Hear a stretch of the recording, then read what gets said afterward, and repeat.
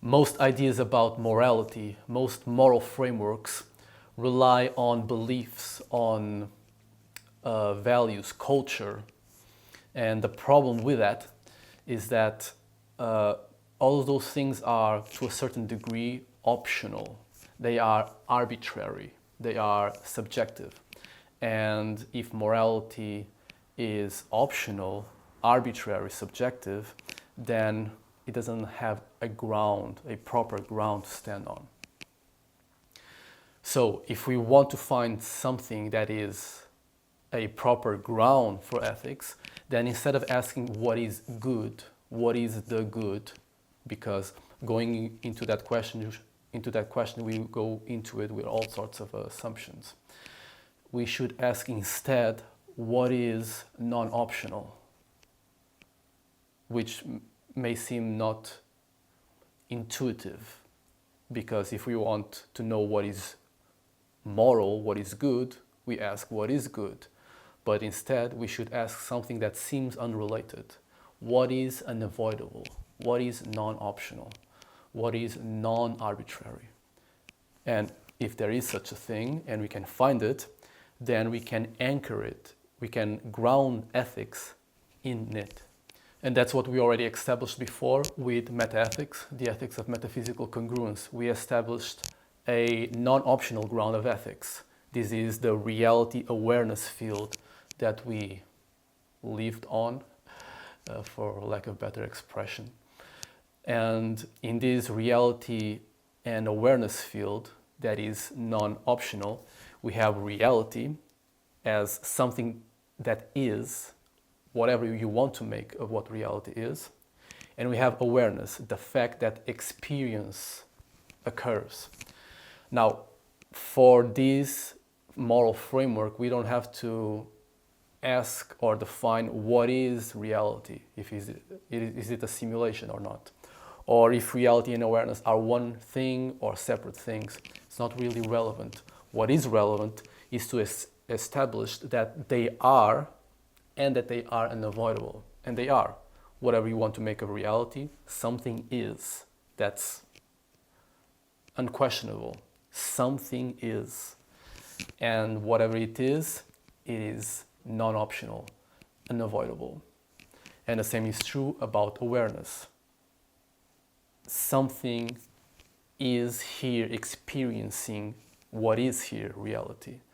The experience of it is also unavoidable, unquestionable. That's the first axiom of MetaEthics. That's where we therefore ground ethics in. Because if morality has to have any power, any authority, it needs to be grounded in something that is unescapable. This is the ground of ethics. Reality, awareness, a metaphysical, unavoidable structure. The second axiom is, well, if these are unavoidable structures, what is then their most fundamental trait, characteristic? And we already discussed previously that that feature is unity, structural coherence, that everything, in order to occur or to happen or to exist, requires a unified field to be there. This reality and awareness field has a fundamental trait in it, which is structural coherence, or in other words, unity. Everything is unified. Nothing is truly disconnected or isolated. Whatever it is, space, time, entropy, energy, anything and everything that you can think of requires a unified field to be there in the first place. So this is the most fundamental trait of this unavoidable field of reality and awareness, unity. Well, if we have an unavoidable ground, axiom 1, and we have a fundamental trait of that ground, unity, axiom 2, then now we have the third and final axiom, which is, well, morality then is being congruent, aligned with that unity, with this unavoidable trait of this unavoidable field. So now that we have a moral criterion, congruence with unity, now we have to find what that means in practical terms in human behavior. How do we know if our actions and intentions are being congruent with the unavoidable trait or the fundamental trait of this unavoidable field of reality and awareness? What does that mean that my action is being congruent with unity? In order to find that, we need to go to the axioms and understand or extract from the axioms what they look like at the level of agency. Because agency is simply a subset of this wider reality and awareness field. And if this wider reality and awareness field has structural coherence, unity, as its most fundamental trait, then the same thing must be true at the level of agency. Because again, agency is simply another subset in this unavoidable field. How do we extract? We need to go into each axiom, the first, second axiom of MetaEthics, and see how does that look at the level of agency of you and I. We can call it the Agency Triad. Identity, causality, and teleology. Identity comes directly from the first axiom. Reality and awareness are the non-optional ground of ethics. When we have reality and awareness, we have certainly identity. When there is a field, reality, and contact with that field, awareness, now suddenly we have a subject and object relation. We have an actor, we have an agent inside of an environment. These rather than that. In other words, we have a distinction. Here, awareness and the field. That distinction is identity. And this identity is crucial and unavoidable for action. If there is no identity, if there is no self individuated from the environment to act, then there's no action. There's no agency, there's no morality. The second is causality. Because coming from the second axiom, unity, structural coherence as the most fundamental trait of reality and awareness. Because there is only cause and effect, because we live in a structural coherent field. Structural coherence means that everything relates to everything else somehow. Everything is connected. It's a whole system. One part affects directly or indirectly everything else because everything is one, ultimately. Everything is unified. That unity, that structural coherence at the level of agency means that there are causes and effects, not only at the level of agency, but that's the agency relevant feature here. There is cause and effect because there is structural coherence, because everything is unified. At the level of agency, that means causality. That means that one action leads to something more or less predictable.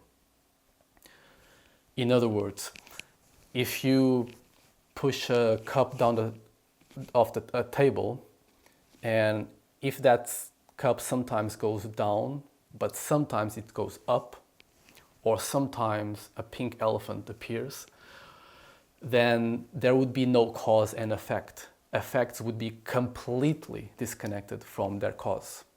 If that would be the case, we wouldn't live in a structural coherent field, and there would be no possibility of action, because doing something or doing its opposite or doing something else would be all exactly the same. But that's not the case, because that's not the reality that we live in. So therefore, causality, coming from, again, directly from the second axiom, is the second basic of action, causality. And finally, teleology. meaning simply a sense of purpose or direction in our actions. And this is a natural consequence of the first and second axiom, or the first and the second basics of action.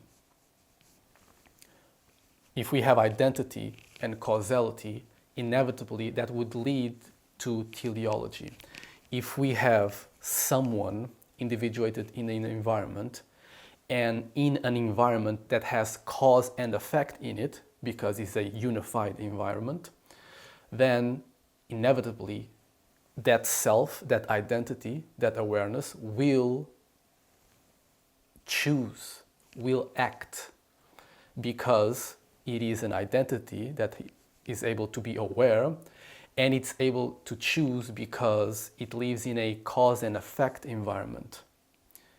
Its actions will lead to predictable or predictable enough effects, meaning not completely disconnected. So that's just unavoidable. You will always act towards something, towards a specific goal. You will choose. You will prefer some things and avoid other things. You will always act towards something. And that's what teleology means here at its very minimal sense. And without it, you don't have action either. If you don't have the possibility of aiming with action, then there's no action, there's no morality, and there is no agency.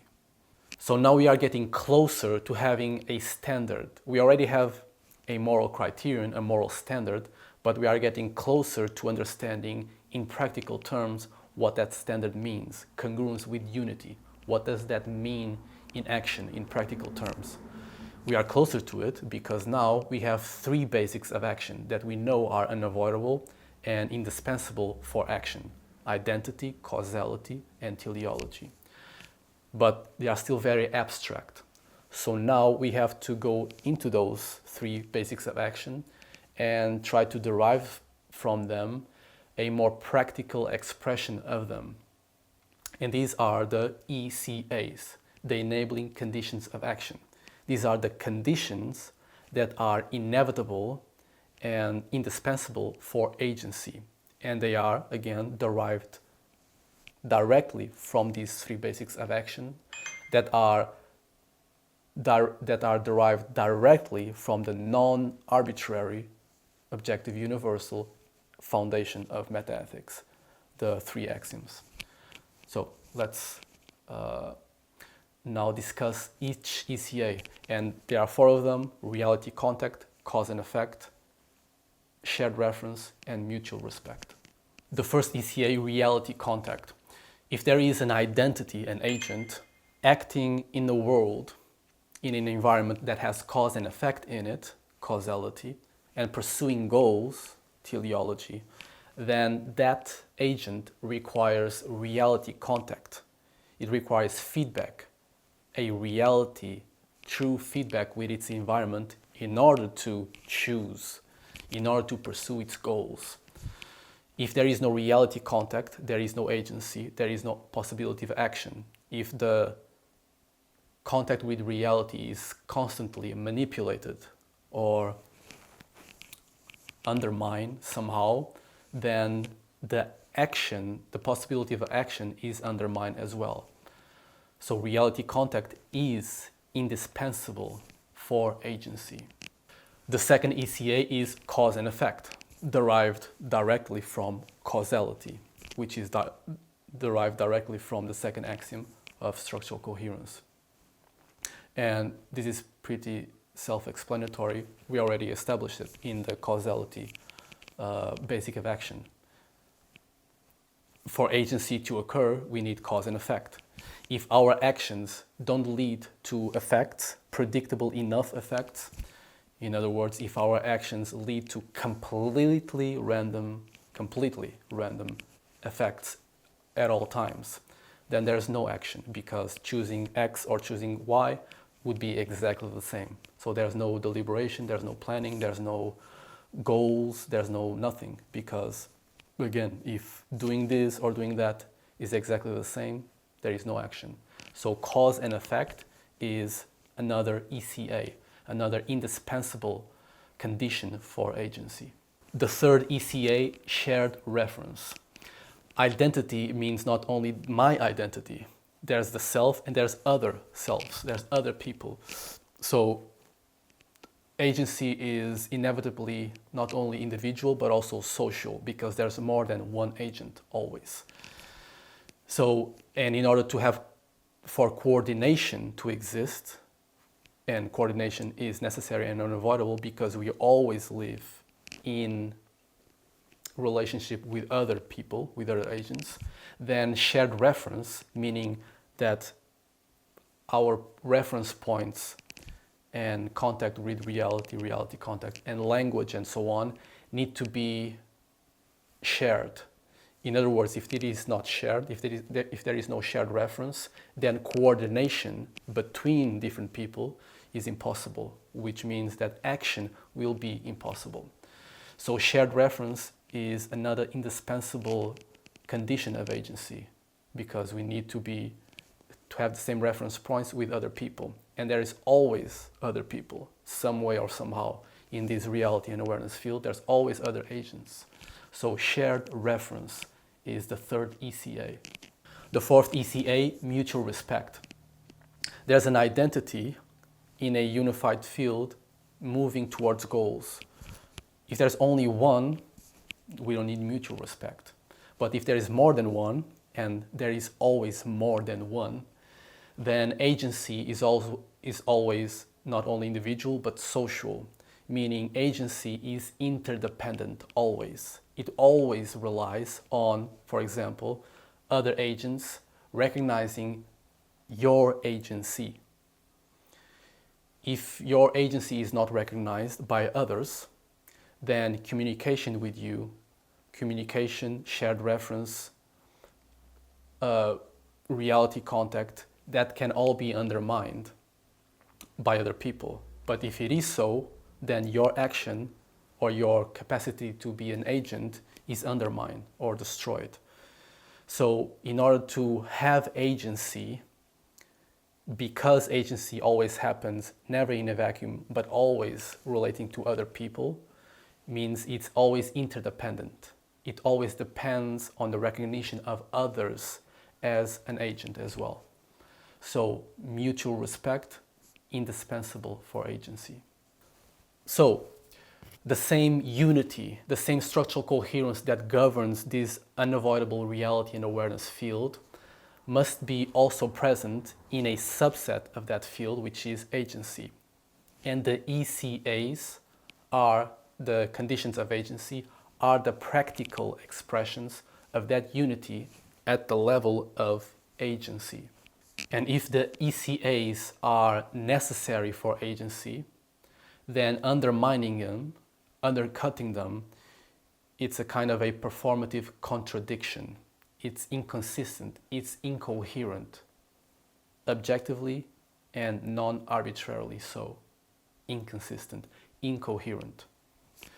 Actions are more moral insofar as they are congruent with unity, and congruence with unity is expressed practically as the ECAs, which means that actions are less moral insofar as they undercut or undermine the ECAs.